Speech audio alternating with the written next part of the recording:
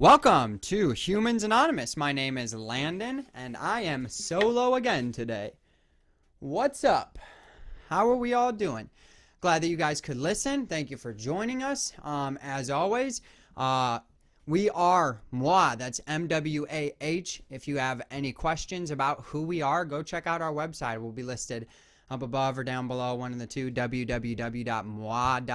We've been blessed over the last few months to be able to go and present at some middle schools and grade schools and high schools, and so we've been staying busy on that front. But if you got any questions about that kind of work that we've been doing, definitely check out the website. We've got stories on there and testimonials from some people who have seen our presentation. So definitely, if you're even just curious, check it out. That's www.mwa.net.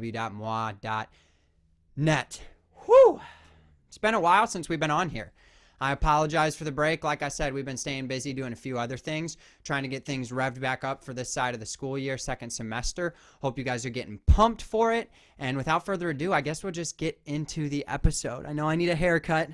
My wife's been on me about it. I'm telling her I'm growing my winter coat. I don't think she's buying it. Pretty sure she's been hiding my shampoo from me, trying to get my hair all greasy so I'll cut it. But it's not going to happen. It's not going to happen, babe. Sorry. I get a little defensive of the hair. Every once in a while, I like to just grow it all out. Anyway, enough of the yakking. What kind of updates? What's been going on with me? Not much. Like I said, I've been doing some presentations. For those of you who don't know, baby number 3 is due in April. We're having another baby, little boy. Amaria and I have decided to name him after me, so that's huge excitement in our lives right now, and a bunch of preparation definitely for it too. But we're having another baby, so we've been kind of prepping for that, getting ready for that, kind of emotionally, mentally, and everything, preparing for it. We were definitely excited to find out we were having a baby, but 2 to 3 is a big jump, and we're running out of space here. And so all of the things that go into having another kid, definitely we've been working through. We've been practicing our patience with. But yeah, that's kind of what's been going on with us lately. Been staying very busy, as we always do during the holiday season coming up. And so I hope you guys have been enjoying your time off or upcoming time off for the holidays. And so I'm not sure exactly when this will come out, but whether your holidays are about to start or already passed, hopefully that portion went well. I know it can be pretty rough for some people, and it can be very, very smooth for other families. It can be the best time of the year for some people, and it can be the worst time of the year. I think about, the movie The Grinch. And a lot of times, we think of holidays as just this fun thing. At least I do, because it was always the best time of year for me as a kid. But I forget that there are some people who have rough past experiences with Christmas or with New Year's, or just around the holidays have a rough time, maybe because they don't have somebody with them that they would like to, or whatever the case is. The holidays can be hard for some people. And so if you know somebody who's going through a hard time, definitely try to be there for them. I can't, myself imagine what that's like. And so, I think of the people in my life and going into the holiday season, kind of preparing for that. Because, there's some people in my life who probably are going to have a rough holiday season this year. And some people who I don't have around for the holidays. My best friend moved to California. I'm happy for him. He's doing well out there, but it's, rough not having him here for the holidays just because I'd like to see him, And so everybody's got a little bit of that Grinch that they have to fight during the holiday season. So, be ready for it. Or if, like I said, if we're already past that, then just remember that, that time is hard for people as the same as it is the best time of the year. For some people, it's the worst or the hardest. I shouldn't say the worst, but sometimes, for people, it's hard. So that's just something I've been thinking about lately. But super excited to go do holiday stuff this year. Obviously having 2 daughters, we stay busy doing holiday stuff. So that's exciting. Always a fun time of year for us. So I'll get into kind of the meat of the episode, what I want to talk about, because I got a little story that I want to tell after that. But Something I've been thinking about that I wanted to share with you guys. One of the biggest things that I kind of struggled with coming up and still struggle with, at 25 years old, obviously I don't really have much figured out. I'm still figuring things out, but one of the biggest things that I struggle with, and I'm sure that you guys have heard it, talked about it, whatever, but fear of failure. A lot of times that gets in the way in every aspect of my life. When I was using drugs, abusing alcohol, there was the fear of not being able to stay sober, that I would fail people, that I would make a fool of myself or hurt people or let people down, that fear that I was going to fail someone, something, fail myself. That fear of failure is tough to shake. It's tough to shake sometimes. That idea that if you put something out there, you put yourself out there, you try something new, that you're going to fall on your face, and we've talked, about this a little bit in the past on the podcast, but, we talk a lot about, it's not about how many times you get knocked down. It's about getting back up. There's things to learn in failure. But for me, it's like the root of it is fear. The root of it is just like this self-centered fear. And so for me, I had to attack that in a different way than I would attack those other things. And so I had to attack it as this fear that was taking over my life. And so what did I do to get outside of that? Well, for me, a lot of those fears of failure, those things that I project in all parts of my life as these ominous things that are going to happen to me or that I'm going to do and are going to cause hurt to somebody else. At the root of those fears for me, and I guess I don't know how I'm trying to say this. I do, and I lost it. The fear of failure to me stems with self-centeredness. I guess that's what I'm trying to say. All these other aspects that I project things into my life, of these fears of failure, are really just self-centered things. Because I'm scared of how I will look, or I'm scared of what I might do to somebody else, or I'm scared of what... I'm scared of failing. I. And so for me, to get away from that fear of failure, to get away from that fear that I'm going to do something wrong, I had to get outside of myself. Now, what does that mean? For me, it meant stop worrying about me so much, And a lot of times when you're first getting sober, you do have to focus on yourself a lot, and you do have to be selfish with your time and making sure you're going to meetings and making the correct friends and all of that. And so to a sense, or to an extent, there is definitely a selfishness that you need to take. But when I started to get outside of myself and started to think about other people, that's when a lot of those fears went away. That's when a lot of those stresses about the future, about the present, about the past, all of those fears started to go away when I get outside of myself. And I say went away, but they come back. It comes in waves. It comes in and out. And, when I feel that, I have to get outside of myself. When I start to have all of these, sleepless nights, when I start to get too panicky about every little thing, and I start to hold myself back, when I start to isolate because I'm scared that something might go wrong, guess what? Something is going to probably go wrong. Something is probably going to go wrong, and I have to learn how to handle that. And before sobriety, I didn't have to. Before sobriety, I could just pop a pill or take a drink or smoke a blunt and everything would go away. But now I'm living a life where I don't have that option. I've given that option up. So how do I do that? Take the focus off myself. I have to take the focus off myself, and in turn, when I take the focus off myself, I get away from those fears, and also my life dramatically improves. It's funny how that works. When I stop focusing on myself, I get better. And do I mean I get wealthier? Do I get physically more fit. No, I mean, I start to feel better.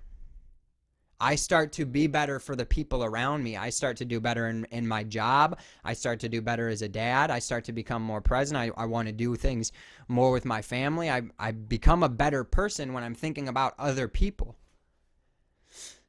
And in turn, I feel better about myself. All of those fears go away. And so I've kind of just been mulling over things, and like the story that I kind of grew up with popped into my head. And I think it's a great example of getting outside of yourself and how it can bless you. And it's a story about someone who gave a lot of themselves up to other people.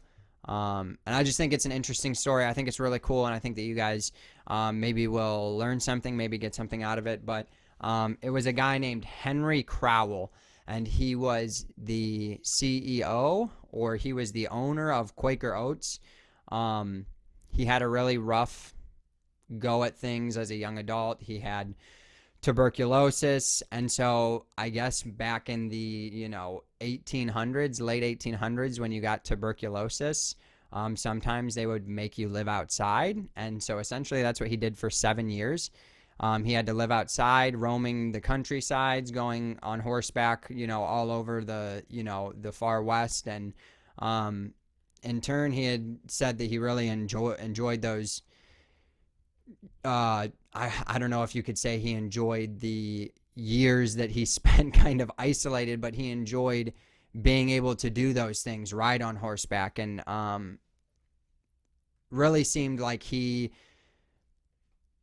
never really felt negatively about it. He was just happy that he got through it, because 7 years later he did beat it. However, tragically, his wife, who he married shortly after, got tuberculosis, and she passed away. She died. And so after beating tuberculosis, basically being isolated for 7 years, he came back and found a woman and married her, and she died of tuberculosis. And so he had, time after time, these really negative things happen to him. And so at one point in his life, he was going around and kind of listening to people speak and listening to some inspirational people. And Dr. Moody, who's a Christian author, preacher, he was giving a seminar, and he heard a quote from him that essentially said something to the effect of, nobody has really seen what God can do with one person completely devoted to him. And so, as religious as that sounds, essentially that means that the world hasn't seen somebody who has completely been devoted to getting outside of themselves, to giving their selves up to the community, to the world, to a higher power, to a higher purpose. And so after hearing that, Henry Crowel decided that that's what he wanted to try to do. And in the midst of all of this, he had been in some business dealings, and he bought a grain factory and the new rights to a mill that would help basically make horse food into oatmeal, as we know it today and as we eat all the time. But he was the one that started that. And so he had great success with this business, but that's not really the part that I want to talk about. He, while having success with this business for over 40 years, gave more than 70% of his salary away every single year. 70% of his income, whatever that was, he gave 70% of it, plus of it, away every single year, just giving it to different benefits. He did different medical outreaches in different countries, and he was actually one of the people who was the major pusher in the 1890s for the first Anti-Prostitution Act, which was called the Mann Act. And so he did all of these things that were just to help people. Him and his wife spent, he did, in fact, find a woman after, his wife had passed away. He did eventually find another woman and get married, and they spent most of their time doing philanthropy, helping people, getting out, letting people, you know, giving money away, starting orphanages, starting funds. And when they died, they started a trust fund that was set up to continue those missions, and has been, I believe, over $150 million has been awarded to different foundations through that trust. And so their work is continuing on, and it's just to show, I know this is obviously a very extreme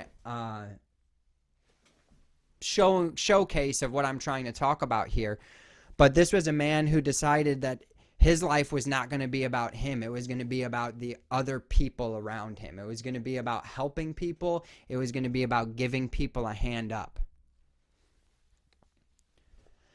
And he and his wife dedicated their lives to that. Excuse me. Imagine for over 40 years taking a 70% of your income and just giving it away, no matter what that amount is. Wouldn't one year you want to just keep some of it? Wouldn't a couple years you want to just save up just in case? Wouldn't a couple years maybe you'd want to take your family on an extravagant vacation if you're the CEO of one of the biggest breakfast companies in the world? No. He wanted to help people.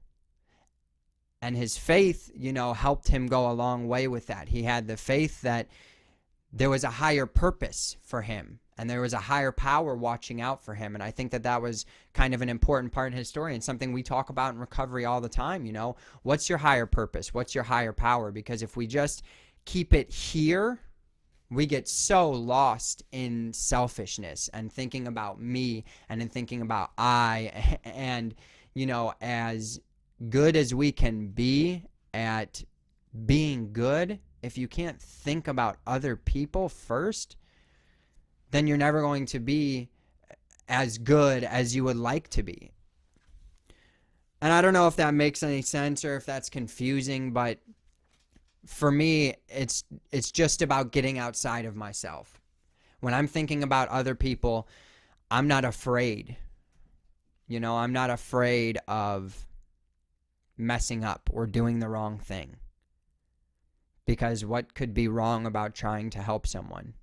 You know, and I don't know why I said that, but I've heard, you know, many people talk about giving money to homeless people and talking about, you know, well, they're just going to take that money and use it on drugs or alcohol, or they're not going to use that money for the right thing. And it, you know, sure, maybe you're right. Maybe you're absolutely right. But should that stop me from wanting to help, from trying to help? My opinion for me is no. You know, if I have the means, if I have the extra quarters, if I have a couple extra bucks in my pocket and I see somebody who doesn't even have gloves on and it's 12 degrees outside, and my heart, my brain both tell me, give the guy $2, am I wrong for that? I don't think so. You know, and maybe that's just me being selfish, you know, thinking about me, thinking that I'm not wrong. But the point that I'm trying to make is that you can't really go wrong when you're not thinking about yourself. If I give that money to that person just so I can go tell that story that I gave that money to that person, then that's wrong, because that was for me. One time, you know, I'm not even gonna, yeah, that's when you do something out of selflessness, even if the result is negative for that person, I don't believe that's on you. I believe if you do everything in a manner of selflessness, of truly trying to do what's better for the next person, for the other person, do what's better for somebody else, I don't believe that you can truly go wrong. We can definitely still make mistakes, yes, but I think that those mistakes are okay if it's coming from a place where we're trying to help other people, because guess what? In order to get good at helping other people, we're going to have to stumble along the way. And I don't know if I'm making sense, but it's something that I felt like I needed to share. I feel like especially around this time of the year, I get to, I have to focus on that. That it's not about me all the time. That there are other people who my actions and my reactions affect. I control my actions and my reactions, and even if I can justify them to myself, I have to look at how they affect other people around me. I think that's important. I think it's important that we understand how we affect people around us just as much as we understand how we feel about what we're doing. Because I can justify my actions to myself all day long, especially an addict or an alcoholic, because we've been doing it. But I can justify anything I do. I could go kick my dog in the butt and for no reason, but come up with a good justification for it in my head. But guess what? That dog didn't do anything and it got hurt. Now, blow that up. Whoosh, large scale that. You know? I can justify my drinking to myself all day long, but I've got 2 daughters and a wife that it's hurting if I start drinking again. So if I understand how my actions and reactions affect other people, then it doesn't really matter how much I can justify something to myself. Because if I get outside of myself and do what's best for them, I know that I have to stay sober.